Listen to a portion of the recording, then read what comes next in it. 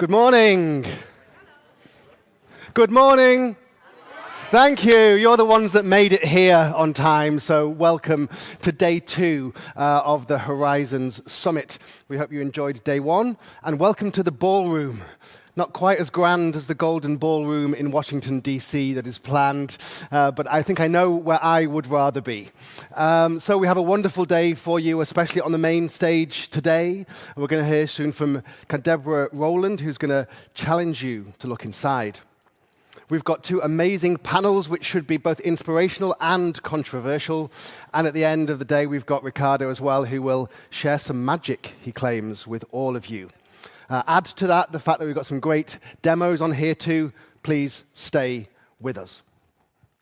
My name is Max Hunter, Chief Joy Officer. You may already have a couple of questions. I'll answer the first one now. Max Hunter is my real name. In case you were wondering, some people question whether I have a stage name, but Max Hunter is my real name. And I'll tell you more about Chief Joy Officer shortly. With that in mind, if we can just flip for now, because I'm going to talk to you today for the start of this, before we hear from Deborah, quickly about how to create cohesive, resilient, and effective teams in your organizations. But before I tell you what a Chief Joy Officer is, let me tell you what a Chief Joy Officer is not. First of all, I don't go around giving out massages. Sorry. And no happy endings to boot either. Although this day should have a happy ending with Ricardo later. It's not about beanbags in the office. It's not about tennis tables that don't get used. It's not even about beer in the fridge on a Friday. There's nothing wrong with any of those things. But we often call those the plaster over the wound. It's a bit shit to work here. But here's some things to help you try and forget about it, to sweeten the deal. So if that's what the Chief Joy Officer was not, what was a Chief Joy Officer? So I was an actual Chief Joy Officer, an actual CJO, on a real company, on a real C-suite, in a real organization in Zurich.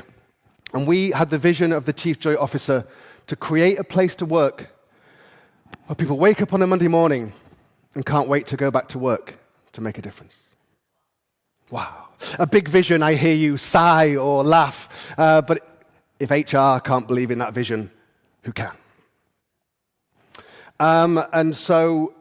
Just to let you know, I am here to represent Motivators at Work. But I had a realization. This was my duvet cover from when I was 10 years old.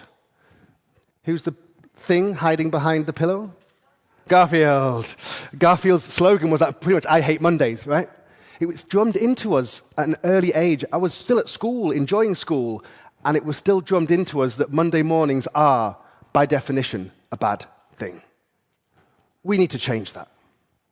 How do we help to change that at Motivators at Work? Well, we believe that bringing people together to connect, to build trust, and to therefore co-create a better future is one of the keys to that Monday morning feeling. And we do that using Togethership. What kind of things, before I explain Togethership for you, can it help with? You've probably heard of teams or been in a team, where there's 2 or 3 people, there's tensions, there's a blockage because everyone knows they don't get on. No one wants to talk about it, and no one's solving it. Togethership can help resolve those tensions to unblock that team to collaborate better. Other things it can do are when you have that newly formed leadership team, right, who are all a bit standoffish. It's fine, it's okay, but they're not really working together properly yet to accelerate that process. So in a matter of days, they feel like they have been this strong, effective team for a long time.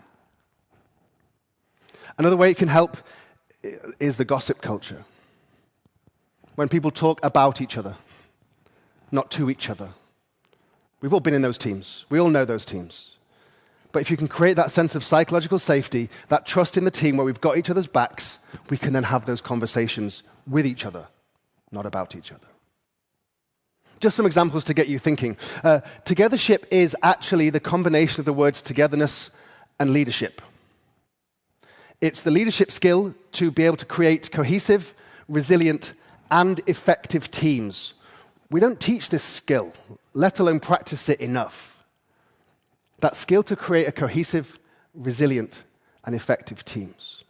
Of all the leadership trainings out there, this typically ain't one of them. We leave it to chance. And we believe that if you are in one of those teams, right, a team that can overcome anything together, right, a team that can co-create, a team that's fun to be part of, in fact, a team you'll never forget being a part of, you've got a team that you never forget being a part of. We believe that Monday morning feeling has a huge chance of being better from all the research and conversations we have. But it's not just nice to have. It is nice to have. But there's lots of research that shows that Monday morning feeling, that being great teams, has a business impact as well. From absenteeism to staff turnover. Even there's facts about profitability being positive. And our friends at Work Human, amongst others, have other data that shows that as well. But let me take you back a step to the origins of man. Because this is what's hardwired into us. We would live in tribes. We would come around the campfire every evening. Yes, to get warm, but it served more of a purpose than that. It was to connect, to share stories. The lions are over there, the food's over here. We would also share a laugh around the campfire. Laughing is actually proven to be crucial to form communities and connections. We would then also that night go to sleep, but we would know that we were each individually vulnerable. If we were left on our own outside the cave, we wouldn't last very long. So we'd sleep back to back, because I knew that you're vulnerable and you know that I'm vulnerable. So therefore, we literally had each other's backs to survive. And then the next day, we'd go out and we would hunt, we would nurture our young, we would look for a new cave, we would co-create together the next day. It's hardwired into us. It's what we are as a species. We've evolved a bit, but this is still our hardwiring. So, why do I mention that? Because, let's be honest, there's no people going around the office beating their chests, and well, metaphorically maybe. There's no lions out there, but it's still how we function. And it's the keys of togethership. Let me give you those briefly. As I said, bring people together intentionally. When you bring people together, do not do death by PowerPoint. Bring people together, recreate the campfire. There was no PowerPoint at the campfire. When you bring them together, make sure that you spend time helping them connect as human beings, get to know each other, share stories, share a laugh. Once you've done that, you can start working on building the vulnerability-based trust that I talked about. Right? Get to really understand who each other is. Accelerate that process of understanding, I need your help, and you need mine, so that we can finally work together and not put on this mask that we all wear at work. I've got it all sorted. Because we haven't. No one has. And then once you have those things in place, once you have that psychological safety, that trust, that connection, only then can you finally, then truly co-create. Have that constructive conflict that you need now to have to solve the problems that really need solving, as the Germans and the Scottish say, to put the fish on the table so we can finally sort it out. These are the 4 keys of togethership, and they only work together in tandem. You cannot pick one or the other. You bring people together intentionally to connect, to build trust, and to co-create that better future. And that is when you will create those cohesive, resilient, and effective teams that you will never forget being a part of. I'm going to now do something with you, because we're going to, if you wish, you can take a picture of this briefly, if that helps, to really look at what all those 4 elements truly were. But you can learn a lot more about Togethership shortly, and I'm going to encourage you to start the process of Togethership together in this room now, if I can take another minute of your time.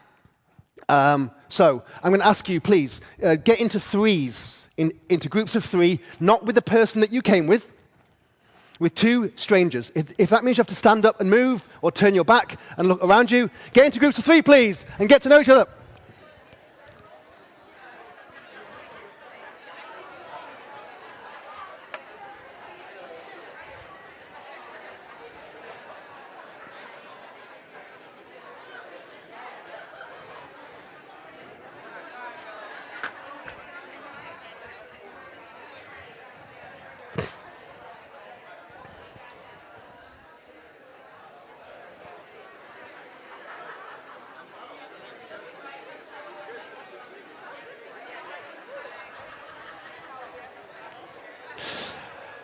Okay, I'm going to stop you for a moment.